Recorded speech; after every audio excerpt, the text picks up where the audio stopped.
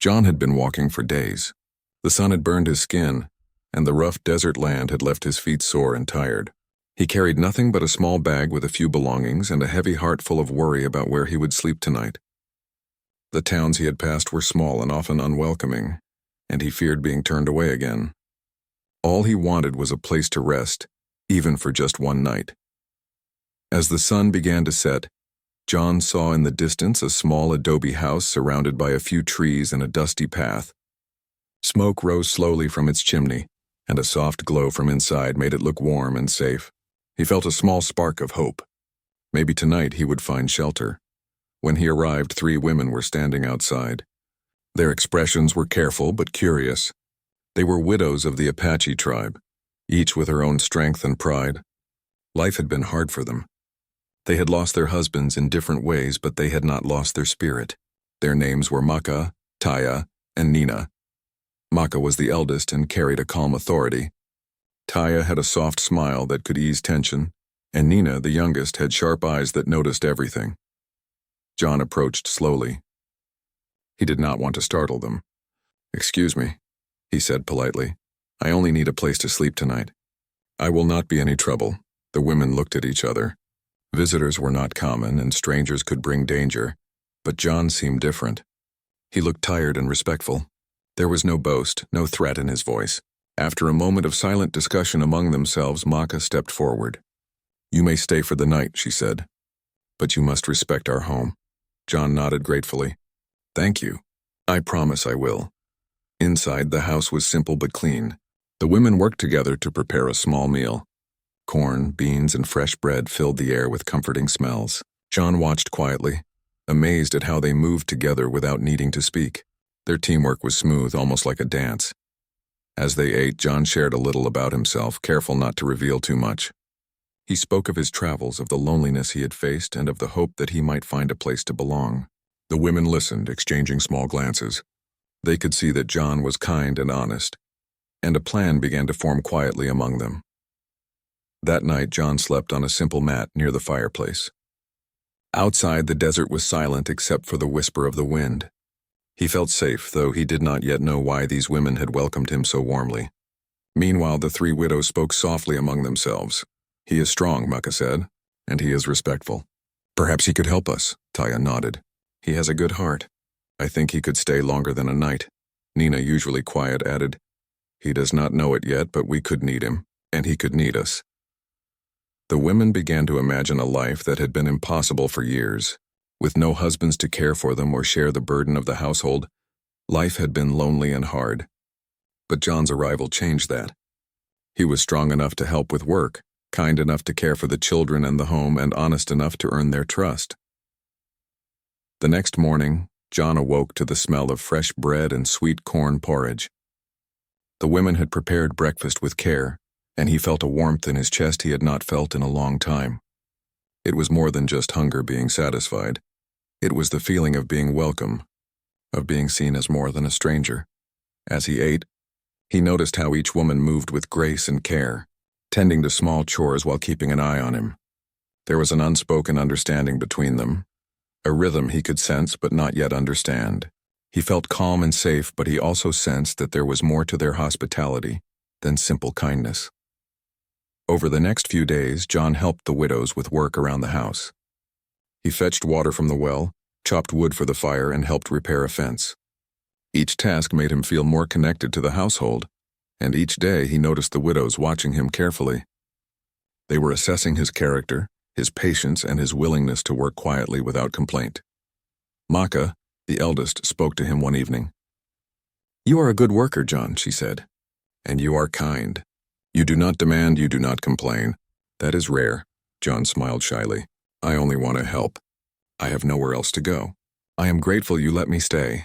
Taya, who had been arranging herbs near the fireplace, added softly, "Sometimes people find each other in unexpected ways. Perhaps you were meant to come here." John did not fully understand what she meant, but he felt a spark of hope. He had always dreamed of a home, a place to belong, but it had seemed impossible until now. With the warmth of the fire and the gentle care of the women around him, he began to believe that maybe, just maybe, he had found something worth staying for.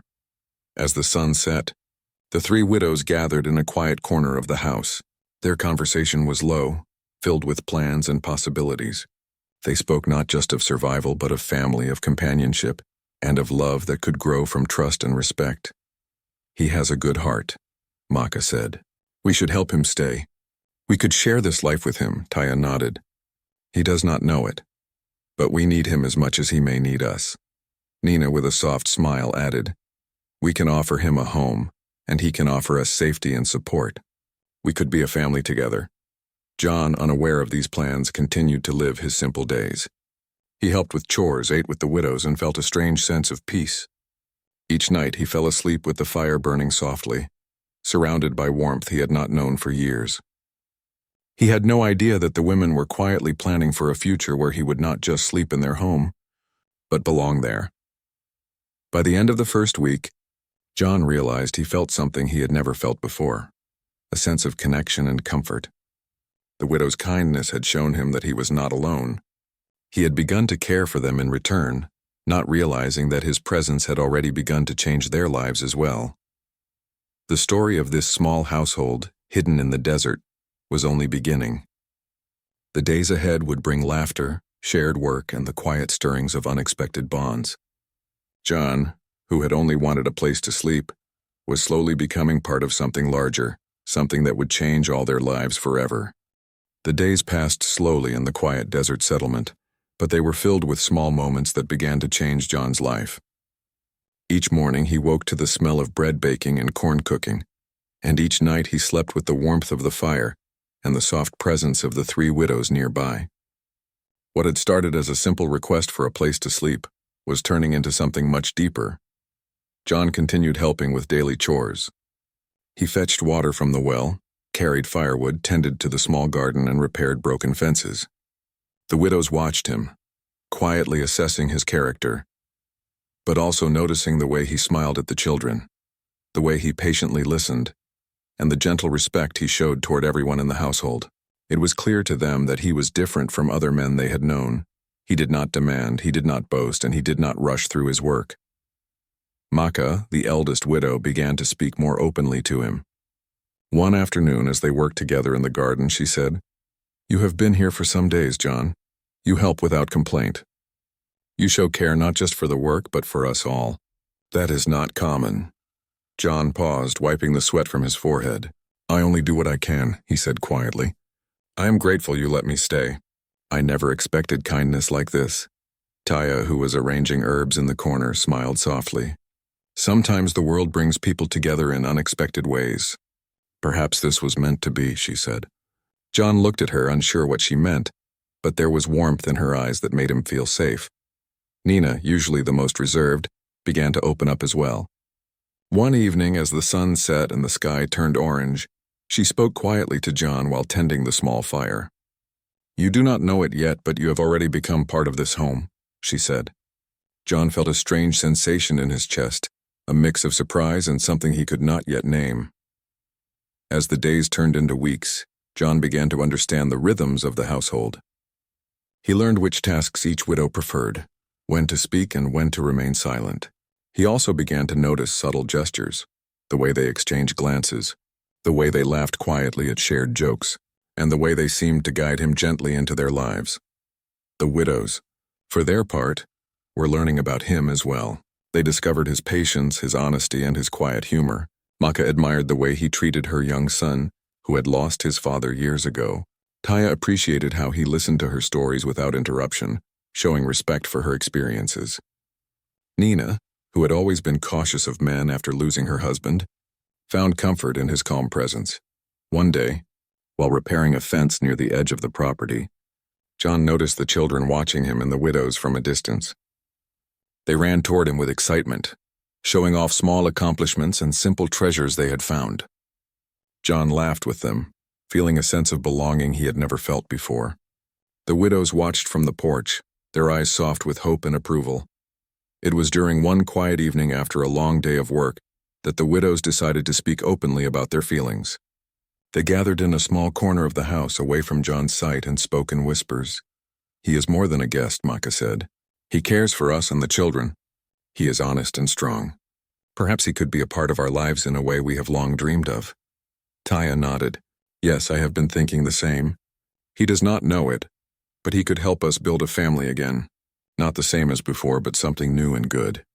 Nina, with a soft smile, added, I think he could stay with us if he chooses. We can offer him a home and he can offer us companionship and support. We could all help each other. The next morning, the air felt lighter. John noticed small changes, too. Subtle gestures of care, food prepared with extra attention, and small smiles exchanged between the widows. He felt a warmth in his heart that made him think he had never felt before. One evening, as the sun dipped below the horizon and painted the sky with soft pink and orange, John sat quietly with Maka. I feel like I belong here, he admitted softly. I have never had a place to call home, not really. But being here, it feels different. Maka reached out and placed a gentle hand on his arm.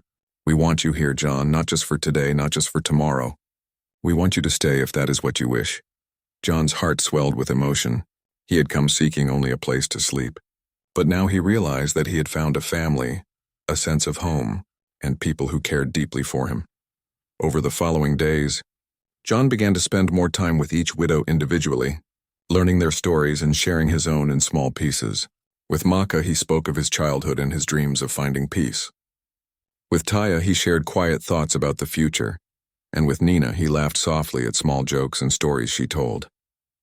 In return, he learned about their hardships, their resilience, and the quiet strength that had carried them through years of loss. The children also grew closer to John. They followed him around during chores, asking questions and seeking advice. He taught them how to care for the animals, how to plant seeds, and how to fix broken tools. They admired his patience and kindness, and slowly, he became more than just a stranger. He became a trusted member of the family. One afternoon, the widows decided to show John just how much he had become part of their lives. They prepared a small celebration with food, music, and laughter. John felt a mixture of surprise and happiness as they all shared stories, sang softly, and enjoyed each other's company. It was the first time he had felt such genuine warmth in years. During the celebration, Maka spoke to him gently. John, you have brought light into our lives. You have helped us carry our burdens, and you have shared your heart with us. We hope you will stay, not just as a helper, but as someone we can call family. Taya and Nina nodded in agreement. John was overwhelmed with emotion. He realized that his life, which had been filled with loneliness and uncertainty, had changed in ways he could never have imagined. He had come seeking only a place to sleep, but he had found trust, respect, and love. That night, as John lay near the fire, he thought about the journey that had brought him here. He thought about the kindness of the widows, the laughter of the children, and the sense of belonging that filled the small house. He knew that staying would not be a decision made lightly, but he also knew in his heart that this was where he was meant to be. The next morning, John spoke softly to the three widows. I have come to care for this home, for you and for the children, he said. I want to stay if you will have me. Maka, Taya, and Nina smiled, their eyes filled with relief and joy. We are happy, Maka said. We want you to stay, John. Together we can build a home filled with hope, love, and strength. John smiled, feeling a warmth he had never known. He realized that life had brought him exactly what he needed, not by chance, but in the quiet, unexpected way that sometimes only the heart can understand. He was no longer a stranger seeking a place to sleep. He was part of a family, one built on respect, kindness, and shared hope. In the weeks that followed, John became an essential part of the household. He helped with the work, shared stories with the widows, played with the children, and learned the rhythms of the small desert home. The widows, in turn, showed him care, trust, and companionship. Together, they built a life filled with laughter, quiet moments of understanding, and the unspoken promise that they would support each other, no matter what came. And so John, who had only wanted a place to sleep, found far more than he had ever hoped for. He found a home, a family, and the knowledge that love and care could appear in the most unexpected ways. The desert, once lonely and harsh, had become a place of warmth and connection, where a drifter had found belonging, and three widows had found the companionship they had longed for. From that day forward, the household thrived not because of one person alone, but because of the shared trust, respect, and kindness that each brought to the small home. And John, once a stranger in need, had become the heart of a family built on hope, courage, and the quiet magic of finding each other when it mattered most.